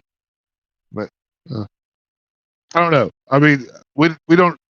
We're trying to get across space. We're not trying to fucking fix every problem. You don't we need to make bust a up whole bunch of across. friends. Yes, this isn't like Yeah, Space but 1999 episode of the week where every fucking planet they go by they have to cure the society's problems. right, but you know, I mean, Josephus would sure like to crack it to see if he could, you know, help them figure out why they're aging so quickly. But I mean, if it's going to be too time consuming, then we have to go on. But now we have a new location to go try to dig up. Cruz, do they have any ancient Droyne sites here on the planet that we could go explore or look at? Yeah, she doesn't know exactly how ancient they are. There are sites on Eynastyusk that is that they consider ancient. You're not sure that she's grokking that the ancients are an entity in and of themselves. When she hears the word ancient, Right. she's thinking way back, and she tells you that there are ancient sites that she believes that are from the Eynastyoi ancestors that led us here. And she can point several of those out. In fact, there's one in this city here that is probably it's probably one of the most prominent.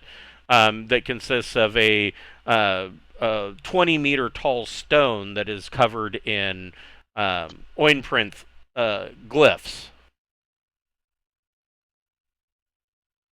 Well, I mean, that sounds like something we ought to check out. Okay. I'd sure like to touch it. So, yeah, I mean, she as far as like getting DNA, she welcomes you taking DNA. She kind of rolls up the sleeve of her loose fitting robes, and she holds out her arm, and she looks at it. She says, "Doctor, I'm not going to have a brother or sister, am I?" She says, "Again, No. I'm joking." Yeah, no. It. I'm not sure Happy's exactly like, what "Do you the want one?" relationship. Yeah, not sure. Not sure. You know what the relationship between two clones would be. Yeah. Yeah. That's an interesting thought process. You know.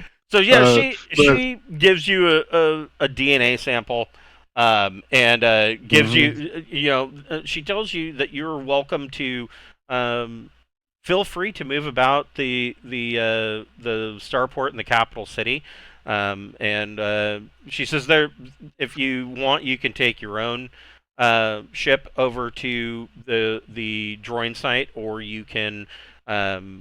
There are plenty of shuttles that would take you over there as well. cool.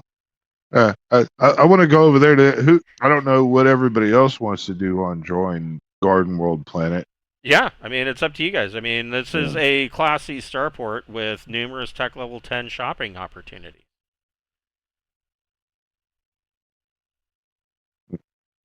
I know we need to start arranging for shore leave. You can do that as well. Here. Terrible. Yeah.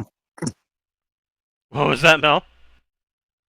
That would not be a terrible idea, so we can avoid dealing with fucking crew headaches. Right? Yeah, We sure. have been in this Agreed. for fucking how long? 60 weeks or some ridiculous shit. Yeah, but they were basically stuck on a casino, though. I mean, so giving them- they've only been away from a casino for like what 2.5 to 3 weeks. I mean, they're probably okay. put them down on a planet where they can gather food and stuff like that, so we can stock up. Might Sure. be a pretty good idea.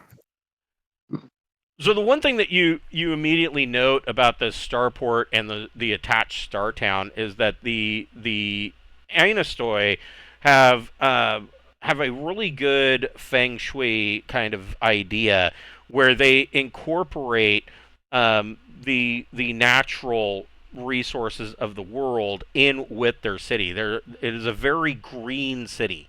As you're walking through, you see that there are actually fruit trees that people just walk up to and pluck fruit as they're walking if they're wanting a snack. But at the same time, you do note that there are kiosks and small eateries that are offering food as well.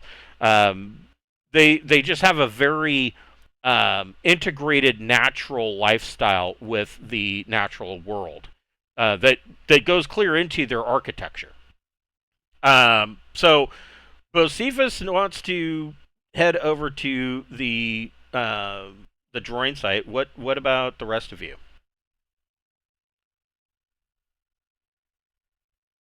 What does Mel want to do?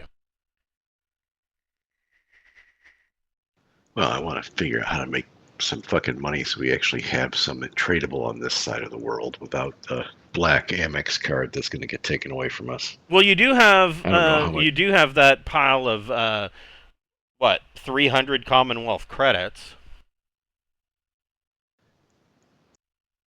I mean, if you're not coming back, if you're not going to be in the star system or in the region anymore, does a debt on the black Amex card really matter?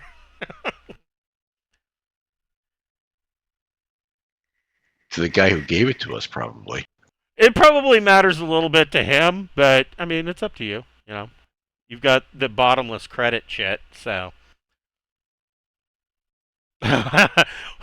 So my nephews were here this last weekend, and we went to this place, Round One, and it's basically a 2-floor arcade. But I was very disappointed in the arcade because it was set up more like a casino, and like right up front they've got like a third of this entire arcade was nothing but the fucking claw machines, and they had the most glitzy and most expensive ones right up front. And it's like, oh my god, these guys went to Circus, right? And they just copied the floor plan. But moving around, one of them, it was actually a coin pusher machine, the biggest cheater of them all. And it was Rick and Morty Blitz and Chits. I was like, I had to laugh just seeing it. I was like, yep, that tracks. Like, now I got to find Roy. And they did have several like VR headset arcade games. And the first one I walked up to, I've got a VR headset sitting right here. And it didn't occur to me. I'm looking at it, I'm like, okay, that's great. There's a place to sit down and there's a gun. Where's the screen? And then I looked up and I'm like, oh, and they've got headsets that you pull down on spring-loaded cords. And I'm like, oh, so it is Roy. Really? You went back to being a carpet salesman after the heart attack? Lame. So what does Sarda want to do? You can always try to find rare minerals and stuff that we might need. That's true. That would be on their markets. And I mean, this system, I mean, for Mel, if you're looking for stuff to sell on the markets, I mean, there's a planetoid belt here.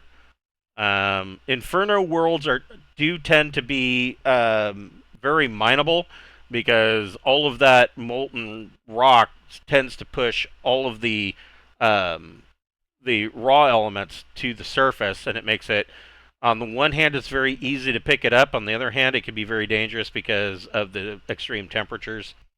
Rad worlds can be good for mining. I mean, you've got some opportunities in the system in and of itself. I mean, if you wanted to make money, honestly. Sarda's gonna. Oh, sorry. Go ahead. Ask how far does this black Amex card, this chit, how far away can I use it?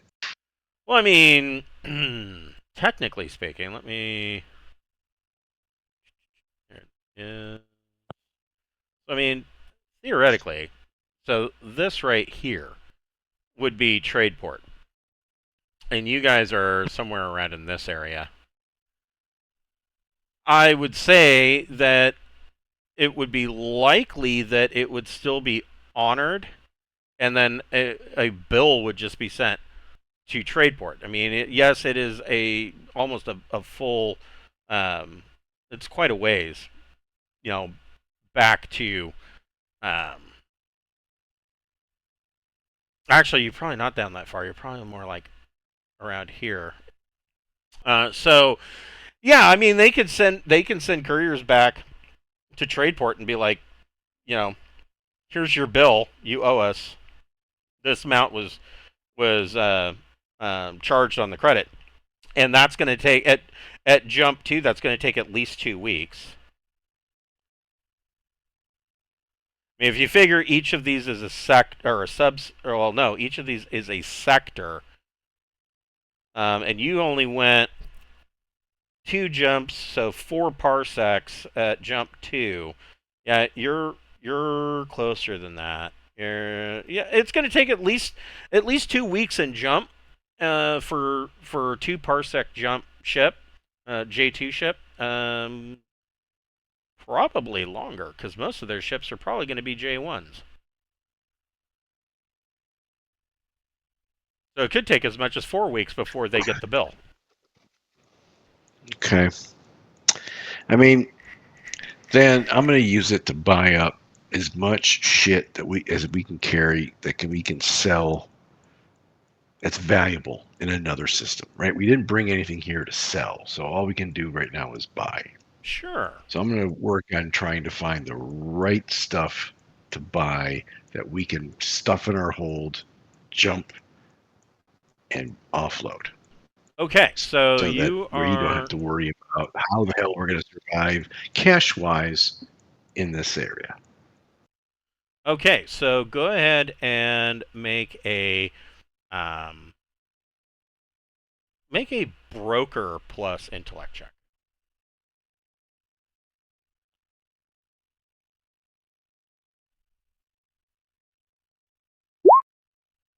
Okay. And next, we need to determine goods available.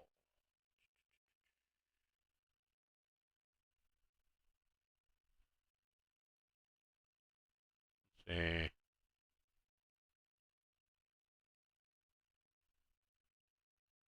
So this is, this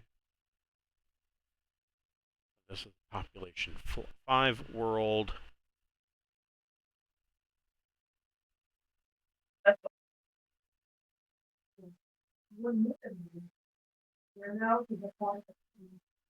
there's no modifier.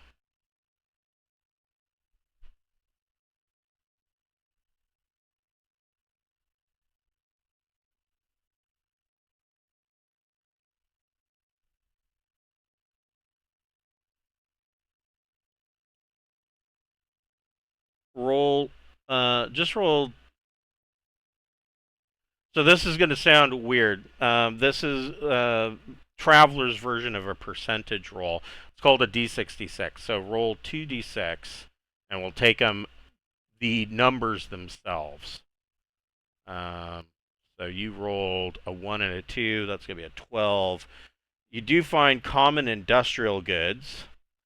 You find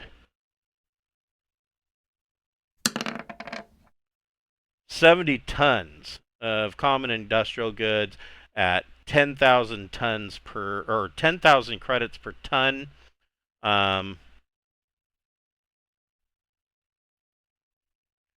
These appear to be. All right, so 70 tons of what again? I'm trying to write this down. These are 70 tons of common industrial goods. Okay. I guess we,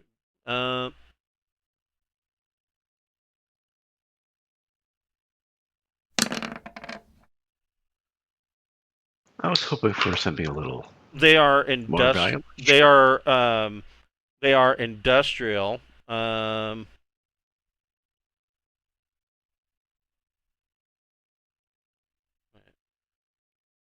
I see. So it's a +5 to the price. So they're actually they're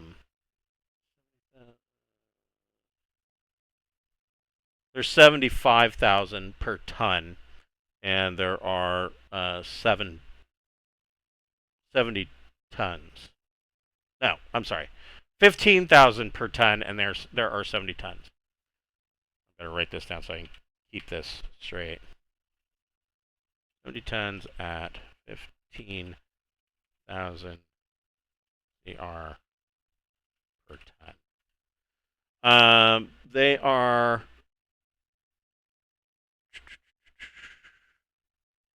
There's no sale bonus. They are machine components and spare parts for common machinery. These are items that would be quickly sellable.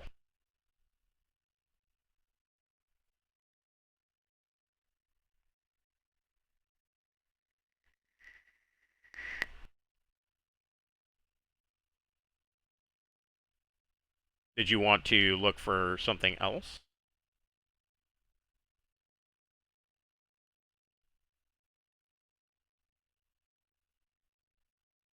Sorry, difficult to type and talk at the same time. Yeah, let's do it again. Okay, go ahead and roll another. I have essentially an unlimited credit line, so I'm gonna buy what I can. I'm hoping for some higher quality goods. Yeah, we'll say that you get one more roll. So go ahead and roll another d66. So 2d6, and we'll just take that. Ooh, so it's 63.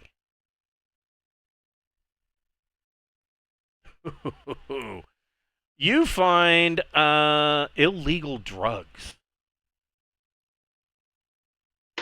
That's what I'm talking about. Nice. Yep, high population hit on. water world. This is it. There are 5 tons available. A lot of illegal drugs. To the tune of 100,000 tons per. Well, hold on. This would count. Yeah, what's the street? What's the street? Plus 1. What's the street value? Do you know the street value of this much snow? 1,100 Have you seen credits per ton.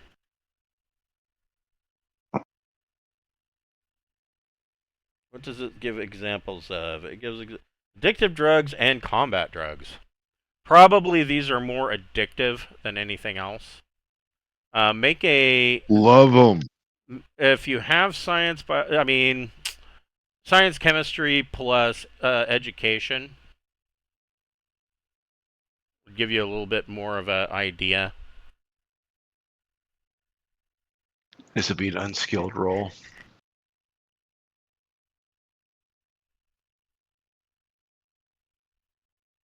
So that would be a -3 to the roll. That's still pretty good. I mean, this stuff, the shady guy that you're buying it from, evidently this stuff isn't illegal here. That's not right. That roll should be a 4. Because I rolled a straight 7. Oh, yeah, I didn't give any bonuses or minuses. And it didn't deduct. So, I mean, the guy tells you that these drugs are freely they're perfectly legal here on Eynastyusk, but they are moderately illegal in other locations in the Commonwealth. They are also legal on the Grand Sky, the home of or the capital of the Dual Alliance.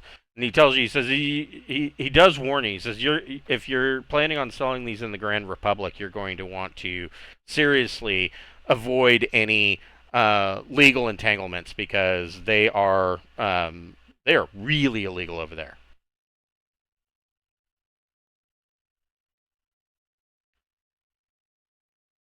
So that's the place I unloaded them. Got it. And that's where the highest profit's going to be. You know, you see this guy. It's like a brown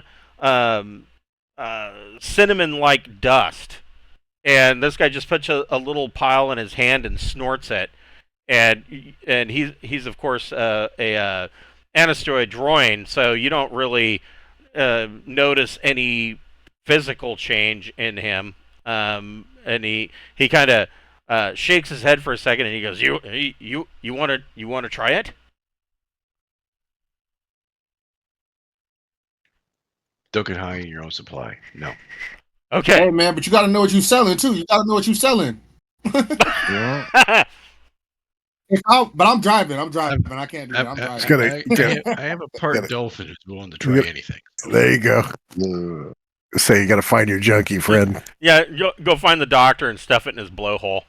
See how he deals with it. No, but if you give me some, I'll walk up to a random person and inject them with it and ask them questions. I'm not. Inject him with a power. I injected the marijuanas one time, and look at me now. Yeah. I mean, no, man. You wait till somebody comes in for therapy, right? And you be like, oh yeah, I see you're a little depressed. Well, maybe try some of this, and then give them a little cocktail with this special dust in it, And then you find the and entire then be deck like, of your yeah, ship is spotless because they cleaned it with a toothbrush. right. And then you sit there for a few minutes, and you'd be like, well, would you like to describe what you're feeling, or would you like me to, just observe you? And then I take notes, and then I give Mel a report, and we'll replace the person that we tested it on. We'll get them a combat organ package, and that will fix that right on up. So, as is typical for buying speculative trade, these are only available in lots. So it's like you have to buy all of it or none of it. And so the 70 tons of common industrial goods comes to a total of 1,050,000 credits, Commonwealth credits in this case, and the drugs.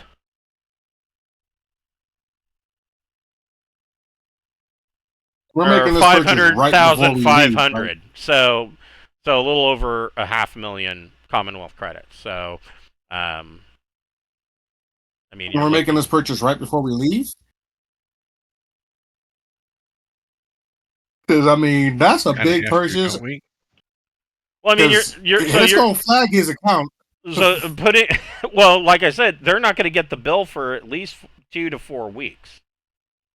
So, by that time, hopefully you guys are gone. But our ship isn't. Maybe I'm misremembering, but I thought we pulled out of that dock before our ship was fully overhauled. Yeah, and they have been in the past. Well, it's now been about 3 weeks total because you got to figure 2 weeks jump time, and there's some refueling time thrown in there, and a little bit of downtime in between. So you're talking about 3 weeks total with 2 jumps, and you're only doing jump 2s. So that's 4 parsecs from Tradeport. Most of the ships in the region are going to be J1s. There are some J2s. But in that time, they have finished working on the drive, and it's now doing. You've made the jumps. They are doing trials. They are adjusting every single jump, with the idea that yes, we're treating this as trials. The difference being is that if something blows up, we can't go back and get fixed, so we better get it right. So far, everything's going very well. Mel, what might be fun is we have this Commonwealth escort ship that's going with us, right? And we've got regular stuff where our crews are doing events on the other stuff to help socialize and all that. Maybe if we got some of their people strung out on this shit, we could we could just sell it to them as we go across their little charted space. So the total value of both If anybody lots, asks, it's on their ship.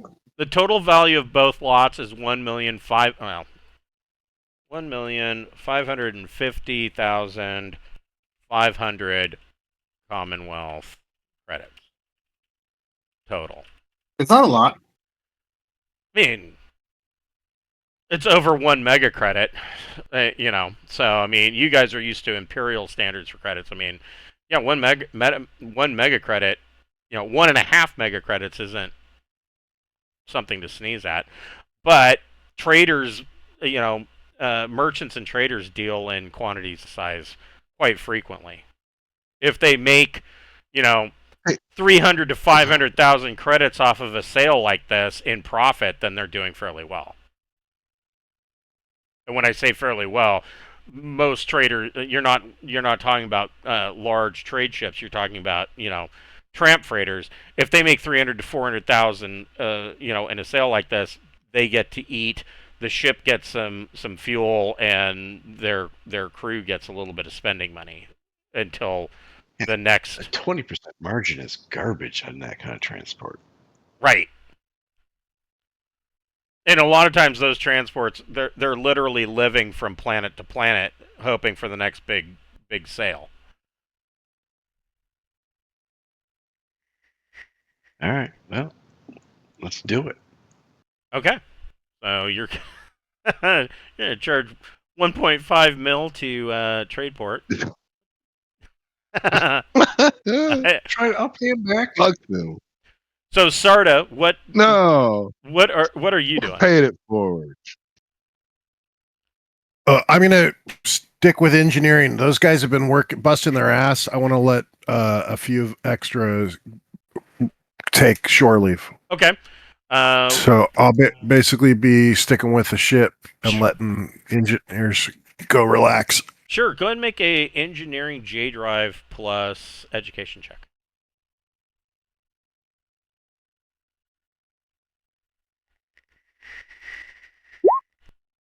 Oh Jesus!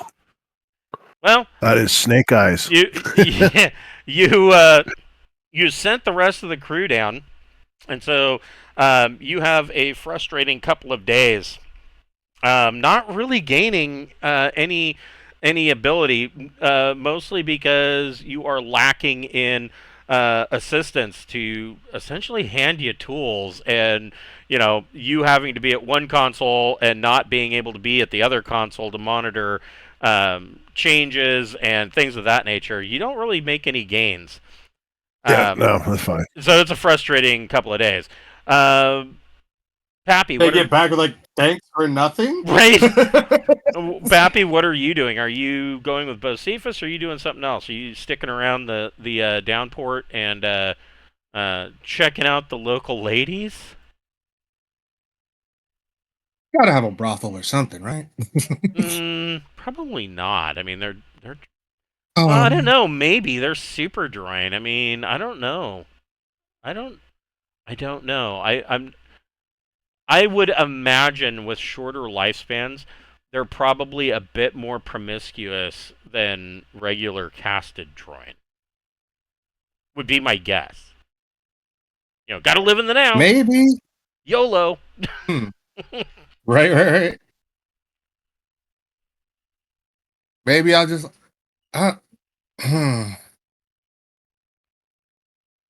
And does like our tech look like pretty awesome to them, right? Oh shit, yeah. I mean, they're tech level 10. You guys are tech level 15.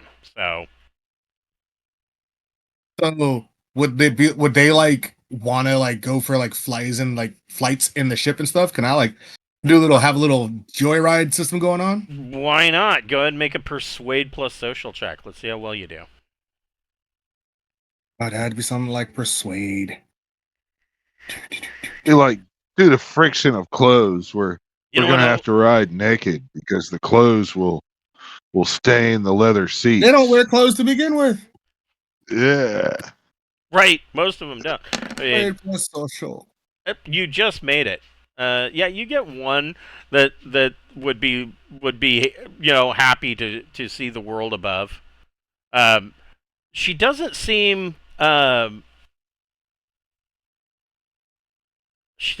particularly like romantically attracted to you, but it's very hard to tell with Eynastyoi.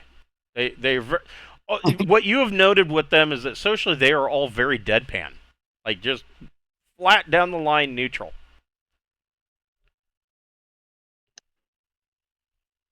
I'll inquire while I'm giving her the joyride around. Like, so what do y'all do when you're not working? Like, what do you do for leisure? And what is the mating life around? Like, I'll even probably, like, just culture. Like, I mean, like, such short What's the lifespans. mating Do you life guys just like?